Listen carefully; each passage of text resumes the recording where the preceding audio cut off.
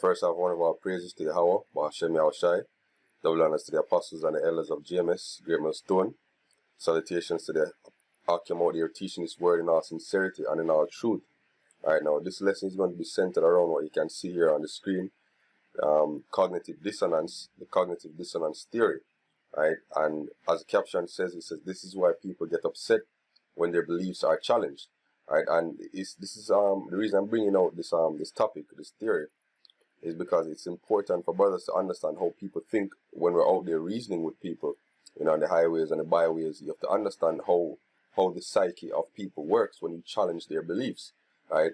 And this will further help you to understand their reactions, right, to you challenging their beliefs, right? Because a lot of people, their core beliefs are intimately connected with their emotional and mental well-being, right? So if you challenge that, then you will get an emotional response, right? So let's get into the meaning of cognitive dissonance. We'll look at a couple of quotes, and then we'll go to an article, pick up some important parts of an article, and then of course we delve into the scriptures, to get some full rounded understanding of the topic. So hopefully through the Spirit of the Lord, Yahweh Bashem Yahushai, Bashem Rakah, this lesson is edifying to the hopeful elect, right?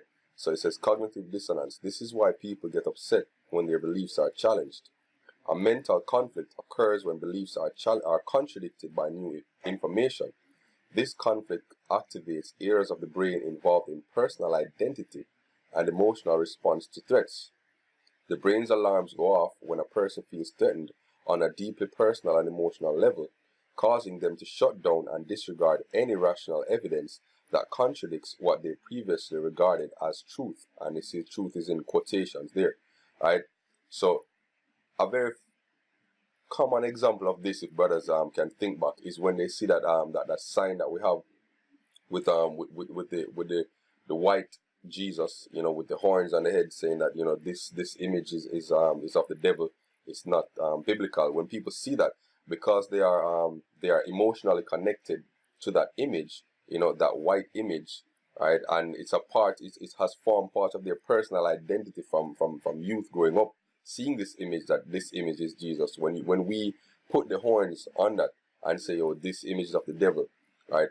Automatically they shut down, right, to anything that we have to say, and they move along, right? Or another example is when we challenge the idea of free will, right? Christians believe very, very strongly that they have the right to choose and that God has given them the right to choose. So when we challenge that with certain scriptures, show them from scriptures, from truth, from new information or evidence or rational evidence, as this quote says, they disregard it, they shut it down, because it forms part of their personal identity, part of the psyche that defines them as a person, that says that, hey, I have free will, I can do as I please, but I can choose to serve God. And when you take away that power from them and say that, hey, no, you're programmed to do right or wrong, you challenge them on a very personal level, right? A lot of them, and they just shut down and they disregard what you have to say,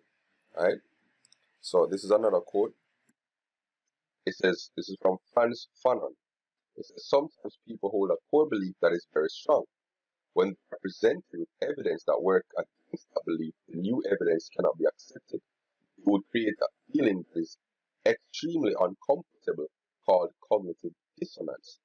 And because it is so important to protect the core belief, they will rationalize, ignore, and even deny anything that doesn't fit in with the core belief, right? And brothers have seen this so many times, right? So where does this come from? Are we going to go to the scriptures to show where this come from? Right? We're going to show that the Most High is the one that sets certain people this way, so that they don't accept the truth, right? Well, let's get into an article that's speaking about it. Right? This is from simplypsychology.org. Right? It says, cognitive dissonance refers to a situation involving conflicts, attitudes, or behaviors.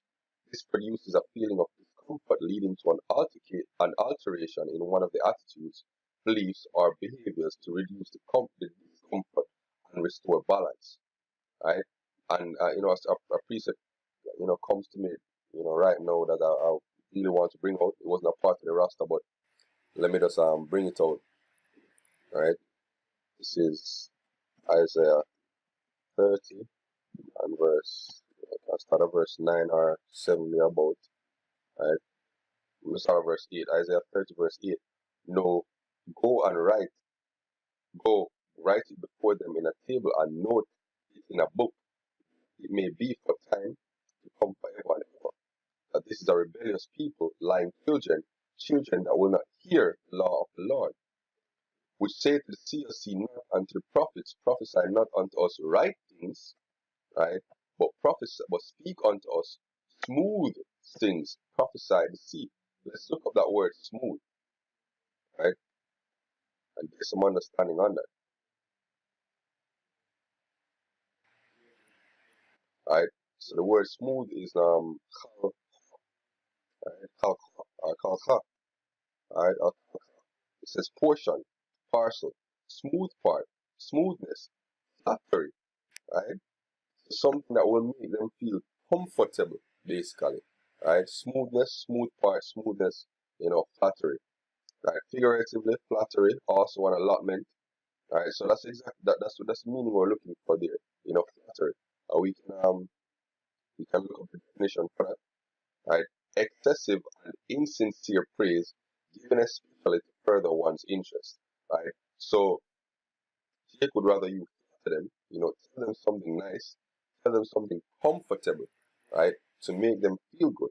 If you prophesy unto them right things, right, let me scroll back up. If you prophesy unto them right things, they will feel discomfort because that will challenge, the lifestyle that they have, the behaviors that they have, the beliefs that they already hold, which are contradicting to the truth, right? So they said, prophesy unto us smooth things, right?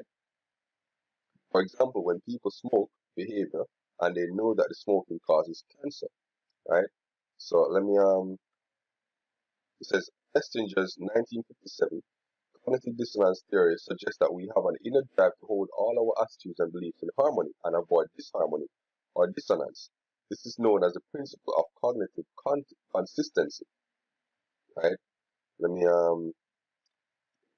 put All right, here we go. It says, according to cognitive dissonance theory, there is a tendency for individuals to seek consistency among their cognitions, i.e., beliefs and opinions. When there is an inconsistency between attitudes or behaviors, something must change to eliminate the dissonance, right? And it can occur in one of three ways. Change one or more of the attitudes, behaviors, beliefs to make the relationship between the two elements a constant one. When one of the dissonant elements is a behavior, the individual can change or eliminate the behavior. However, this mode of dissonance reduction frequently presents problems for people, as it is often difficult for people to change well-learned behavioral responses, right? Acquire new information that outweighs the dissonant belief. For example, thinking smoking causes lung cancer will cause dissonance if a person smokes. However, new information such as research has not proved definitely that smoking causes lung cancer may reduce the dissonance. So, and then last one here, reduce the importance of the cognitions. A person could have convinced himself that it is better to live for today than to save for tomorrow. In other words, if he could tell himself that a short life filled with smoking and sensual pleasures is better than a long life devoid of such pleasures. In this way, he would be decreasing the importance of the dissonant cognition. Smoking is bad for one's health.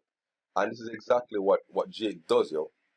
They rationalize, right, against the truth, right?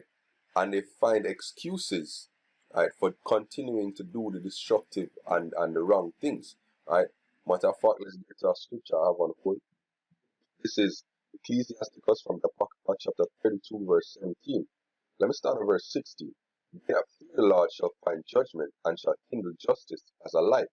A sinful man will not be reproved, but findeth an excuse according to his will. And that goes right back to cognitive dissonance. Reducing the importance of the cognition or the reproof, right? Or finding an excuse, as in acquiring quote unquote new information. So they find excuse according to their will instead to say, hey, what I'm doing is wrong, right? A man of counsel will be considerate, but a strange and proud man is not daunted with fear, even when of himself he hath done without counsel. Do nothing without advice, and when once done, repent. not. Right? Let's get another scripture. Right? This is Proverbs chapter 15, verse 10. Correction is grievous unto him that forsaketh the way, and he that hateth reproof shall do it. Right?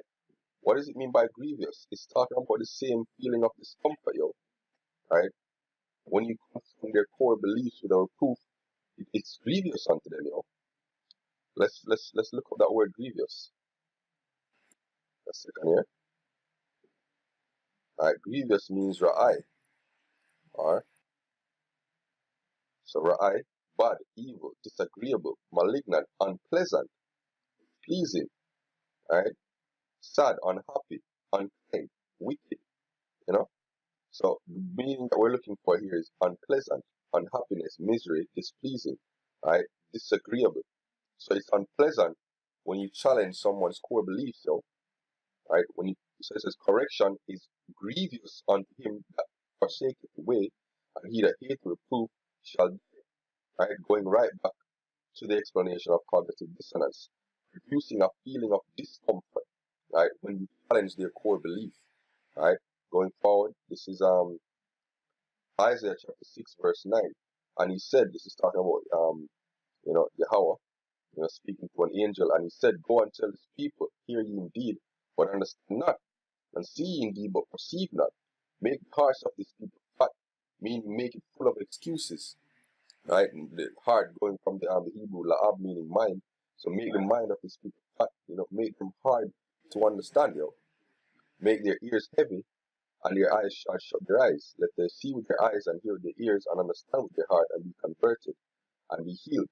So the idea is not everyone will get the truth, yo. Right?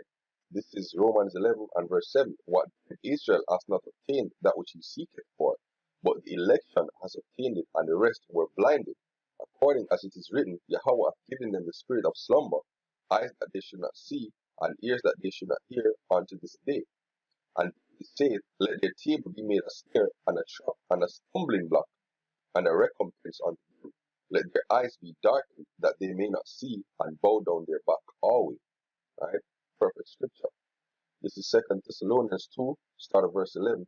And for this cause, Yahweh shall send them strong delusion, that they should believe a lie. Let's look up that word delusion. Right?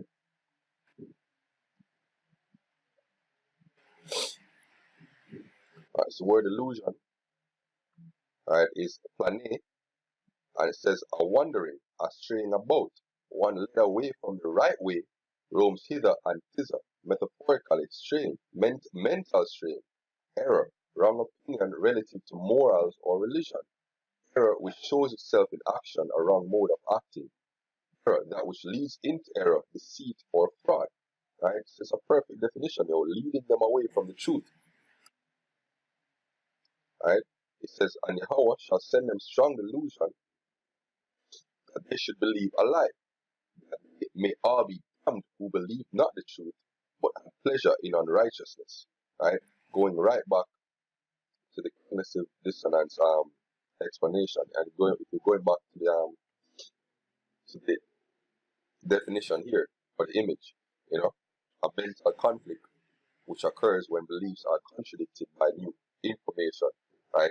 They hold on, to the lie that they have instead of accepting truth, right? And lastly, just bring this out and then we wrap things up, right? This is Matthew 11 and verse 25, and at that time Yahushua answered and said, I thank thee, O Father, Lord of heaven and earth, because thou hast hid these things from the wise and prudent, and hast revealed them unto babes. Right? Because a lot of the men that study to become pastors, through these theology schools and these seminary schools, they study to become pastors, or even other men that go to university and acquire a traditional education. Still, when confronted with the truth, if it contradicts something that forms a part of their core beliefs, that something that is used to define them on a very personal and an intimate level, right? They will not be able to accept that truth, right? But we as men of the Lord, who as hope of the hopeful elect, the Lord has untethered us from those core beliefs that we have when we were growing up, because all of us were socialized, you know, in basically the same way as 2/3, you know, the Christian doctrine for the most part, you know, being proud, you know, the free will doctrine that you can do as you please, that God is only love. All, we know the things, you know, that you can live in pleasure and all these things. But the Lord, and even the apostle, not the apostle, the Requirecom has said it, you know, one time a few months back, that us coming into this truth, you know, is actually a miracle, yo. It's a miracle that we have woken up to this truth, because you have that barrier, which is cognitive dissonance, right, which prevents a lot of people from understanding the truth, yo, right. But the Lord, through mercy, right, through His Son, has given us this truth, yo, has removed that block from us, so we can accept the truth, right, and we can start to change our behaviors and our core beliefs to match or to be aligned with the ones in the scriptures, yo. Alright, so with that, you know, I hope this lesson was edifying. Again, Kalalal Yahweh, Bahashem Yahweh Shai, Bahashem Rakah Kodash, for giving me the spirit to do this lesson. Double honors to our apostles and elders who feed us in the truth. And shalom to the Akim out there pushing this word in our sincerity, yo. Shalom.